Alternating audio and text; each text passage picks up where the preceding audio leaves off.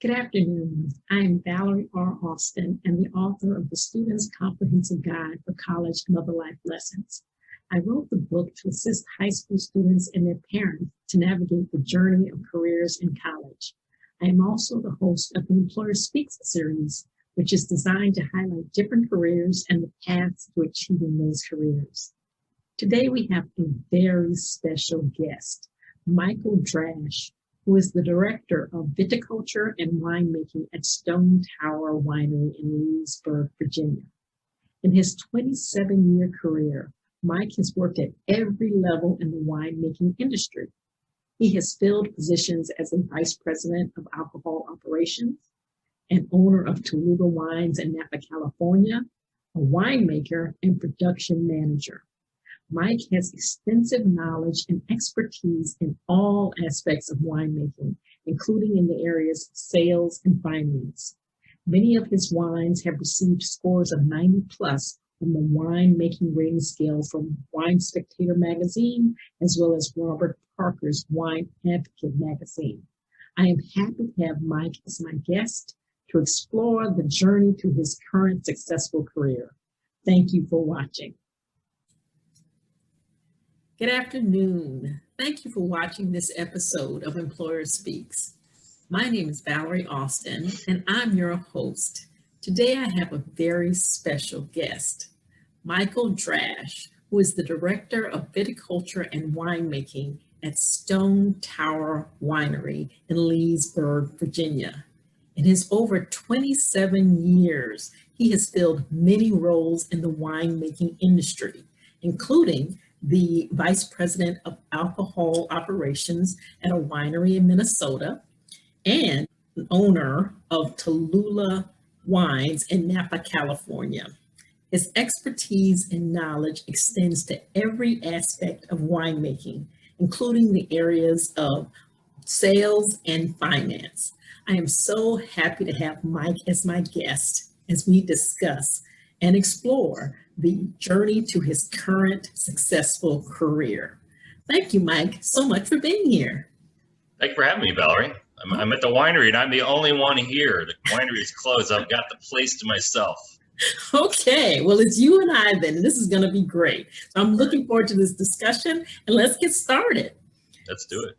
So what are your day-to-day responsibilities as director of viticulture and winemaking? I oversee all of our vineyards. There's a vineyard manager underneath me that reports to me, but we have about 85 planted and we have about another 15 or 20 coming online in 2 to 3 years. So I oversee the 8 full-time employees, plus we bring on about another dozen or so during harvest to help us with the busy time of the year. And then I oversee all of our winemaking once the grapes come in as well, and have about 4 employees that report up to me. Okay, fantastic. For those people who do not know, could you briefly explain what's viticulture and enology or winemaking as fields of study? Yeah, so viticulture is the study of the farming and growing of the vineyard, the vines themselves, the plants themselves. And enology, fermentation studies, is the study of the chemistry involved in making wine. Okay, fantastic. Well, at the same time, when most people use the terms winery and vineyard, they use them interchangeably. Are they the same? And if they aren't, what distinguishes the two? Not necessarily the same. So you can have grape growers that are the vineyard and they just grow grapes and they would sell them to wineries. And then you could have wineries like ourselves that we grow all of our grapes here and make all the wine here. Some wineries don't have one vine that they buy all of their grapes. So it's a different ways of doing it, but basically vineyards are grape growers and wineries are where it's made. Okay.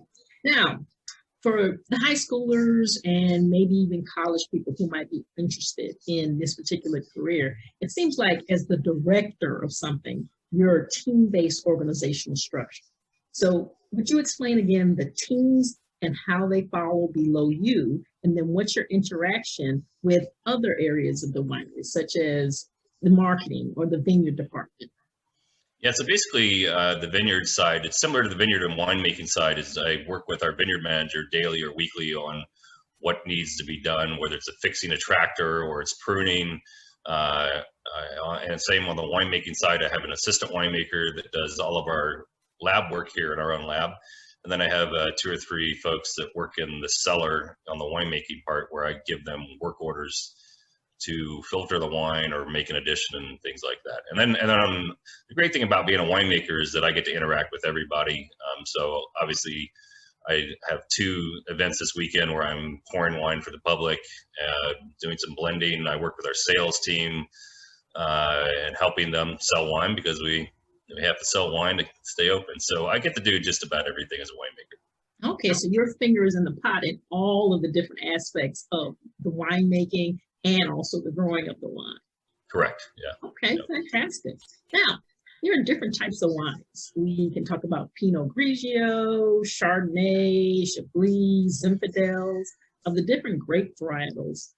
How does a winery, maybe even your winery, decides what to produce for its types of whites, its reds, fortified wines? What makes the decision?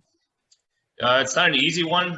Here we grow the traditional kind of Chardonnay, Sauvignon Blanc, and then the reds, Cabernet Sauvignon, Cab Franc, Merlot, because they do well here and people like them and buy them. So, however, when I was in Minnesota, it is I think it's 25 below zero there today. So it's too cold to grow the vinifera, or the traditional grapes of Europe, in Minnesota and other areas of the North, Maine, whatever. So there were grapes that were specifically bred to live in those 20 and 30 below zero winters and make nice wine. So it's not an easy answer, because you always you grow what you think you can sell, and some of that's determined by the area you're in. Okay. So the region, it could be the weather, it could be the soil. It's a lot of different things that go into why a winery decides what they're going to correct. Use as a wine. Yep. All right. Well, winemaker normally has an annual cycle of 8 months. That's what I've read. Then there's an off season, and you said 2 to 4 years, but I've read that there's a 3-year and a 5-year plan. What does this mean, and when do the grapes actually grow? If you planted a vine in 2021, you would not get a harvest until 2024 or 25. So it takes 3 or 4 years before the vines grow enough to produce a crop. On the winemaking side, there are some wines that we pick the grapes in September, when we bottled in January, like a Sauvignon Blanc. There are some red wines that will age for 2 or more years, like Cabernet Sauvignon. So it's a long process. Each wine, and winemakers will also have different styles, but typically, if you plant a grape today and it's Cabernet Sauvignon, you would not be selling it for maybe 6 years from now. Okay. So it's a long-term investment. Oh, so you're not planting a grape tomorrow, and then in a year you're going to be selling that wine. It doesn't work. No, it's 5 or 6 years. Yeah. All right. And what do you guys do during the off season? Is it a rotation of different grapes throughout the year to continue to do it, or do you have? Yeah, we prune. September and October are our busiest times of year for harvest, but vines go dormant. They can live up to 80 to 100 years or more. So we go through and we hand prune everything. If you prune roses before, it's similar to that. You cut it all the way back, and then it regrows. They'll come out of dormancy in March or so. There's not really an off season. They're just seasons where we're less busy. Okay. Put it that way.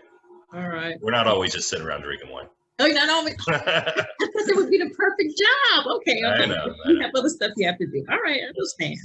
Now, winemaking is described as an art and a science. Briefly explain how a winemaker, also known as a vintner, oversees production. You've alluded to it, but just walk us through the harvesting, the fermenting, the aging, the bottling, and the distribution, because there are many jobs in all of those phases.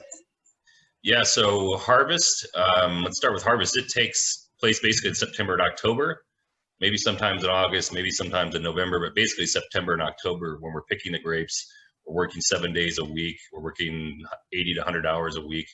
A lot of hands-on, getting dirty, unromantic work. But basically, we bring the grapes in, and their whites and reds are treated separately. Whites are pressed right away, and the juice is captured. And then we ferment it right away. Where reds, we destem them And actually here at Stone Tower Winery, we have one of a handful of optical sorters that is faster than you and I could blink. Grapes go across a table, and it has 3 cameras and reads every single berry from every angle and analyzes it. And we have parameters if we don't like, if it's raisins, we don't want raisins, so it'll kick that out. So we're fortunate here to have that ability, and that is not a cheap piece of equipment. And so for the reds, we go through that, and then we move it right into to tank. And red wines become red because they ferment on their skins. Most red grapes do not have red juice; they have clear juice. Mm-hmm. And so fermenting them on the skins extracts that color and flavor and tannins and things like that. So that process for reds takes about 2 weeks to ferment. Whites can take 2 to 6 weeks to ferment. All right. And then depending on the wine, sometimes we'll take it to barrel, and sometimes we'll just leave it in tank. Mm-hmm. And so how long do each of those age? Does it depend on what type of wine it is? Yep. So like we did a Sauvignon Blanc, which is a kind of a crisp, clean style sipping wine. We picked it in September, and we bottled it in January, and we're releasing it. We actually released it this month. So, and then on the red side, it can be much longer process. Okay. And then the bottling and distribution. Yep. I've seen on YouTube, there's a big bottling machine that the bottles go through, it labels, it puts the cork in. Do you all do that too, or is it? Yep. How does that work? We do not own our own bottling line. They're mobile bottling lines that are basically in the back of semi trucks or those size vehicles, and they back into our winery, and we pump the wine into their machines, and we have our crew here that puts the bottles on the line, and it's like a little 3-ring circus. The bottles go in, and they come out with wine and a cork and a capsule and a label on it. And we put it into a case, and then we store it. We have a warehouse here on the property that we store our finished wines in. Okay. So all the romance and the mystery is basically technology and machines. We call the bottling the unnecessary evil. There's nothing good that can come from bottling besides getting it in. There's all sorts of bad things that can happen. Labels don't show up, they're sideways, you put the wrong capsule on, all that stuff. It makes sense, but it also mystifies what you do, which is fantastic. Now, with that being said, I'm going to switch over to the viticulture side of it. Yep. Because that's where you're actually dealing with the soil, you're actually planting the roots and harvesting. How do you deal with the birds, the pests, the molds, the weather, the soil management, fertilization? It's multidisciplined and complex. Why would somebody even want to do that? It's just like farming.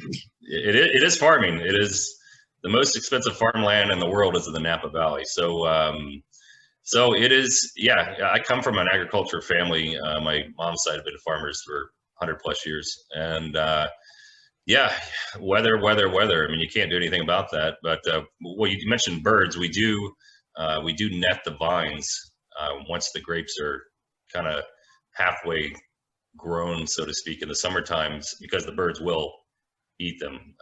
We do sustainably farming, but we get a lot of rain here in Virginia, so we do sprays to combat mildew and mold and rot. We do anything we can. We do a lot of praying too at certain times of year. So all of this is art and science, but there's a lot of knowledge, experience, and also a little blessings that make wine actually occurs. Yeah, I mean, it's an agriculture product. In 2018 here in Virginia, I was not here, but there was a hurricane that came through during harvest and pretty much wiped out virtually all of the fruit. They got like 20 inches of rain in 2 days. So I've pretty much seen, I've had earthquakes, I've had blizzards during harvest. I've seen, you get a little bit of everything eventually. Okay. Well, from what I'm gathering, this is an outside type of vocation, no matter what you do. How much time do you normally spend outside? And also, if you're considering, let's say a college student or a high school student considering it, if they don't like being outside, is this not the career for them? Especially on the vineyard side of things. I'm I'll give you an example. During harvest, I average about 8 to 10 miles a day walking because of the vineyards, walking vineyards and winemaking, and a lot of movement. So the vineyard side of things, if you don't like being outside, that's not going to be the job for you.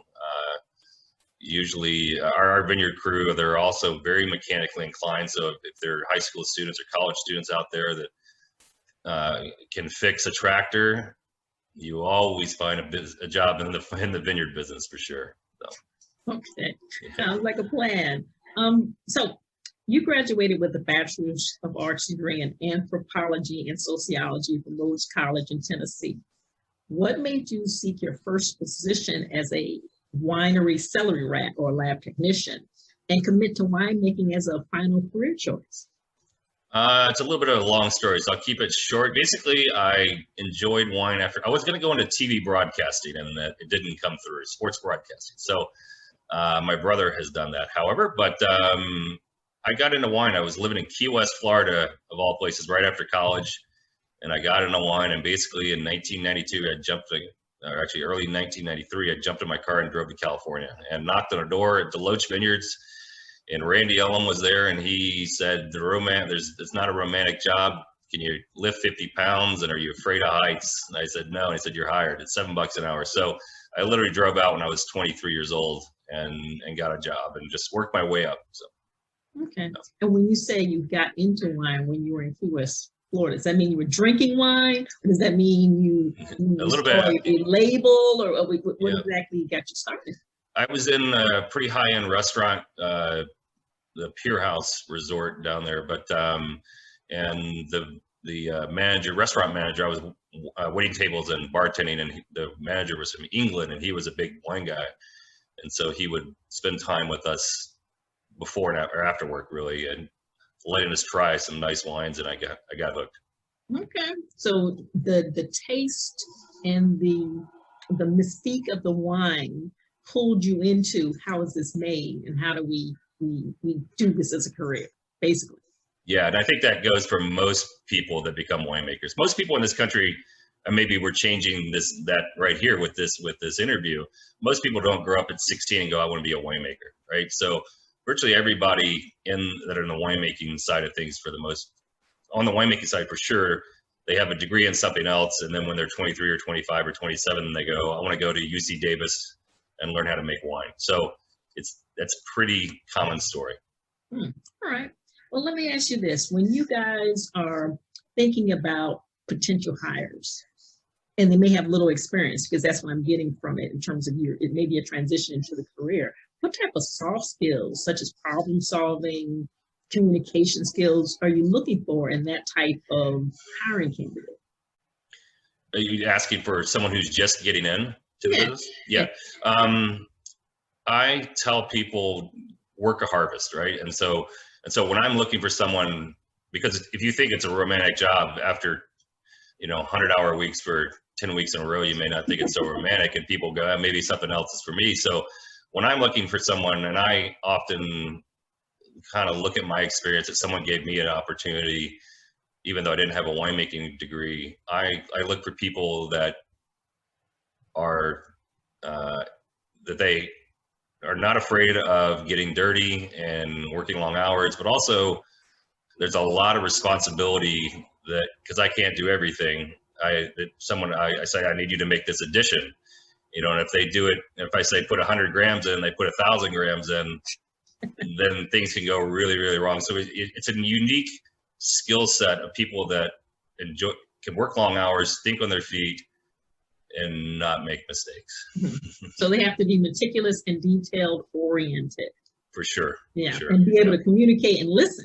So Right. you tell them something, they don't follow, it's a bad thing. Yeah, for sure. And it's only a unique set of people that can do all of that and be very effective in those particular positions. For sure. Now, let me ask you, your past positions, again, we talked about owner of Tallulah Wines, vice president of alcohol operations at another winery. It appears you learned your jobs through a series of apprenticeships where you received more responsibility over time. Is that the normal way? Is that the linear progression of how you would move up the wine industry ladder? It's pretty common, yeah, for sure. I mean, it's kind of like being a chef, where there's a little bit you have to earn your stripes, so to speak. Some people will go to UC Davis or Cornell, or there's quite a few winemaking schools in the United States, and that obviously, and it's typically a master's because they have a degree in something else, and that's obviously one way a lot of people do that. But on the other side of things is that you still have to know how to run a pump. You have to hook things up. You got to get dirty.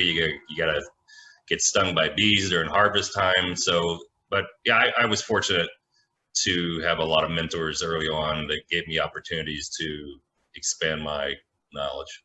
Okay. And do you go to conferences? Is there some type of continuing education, workshops that'll keep your skills fresh, or is it just working in day to day? Yeah, there are quite a few conferences.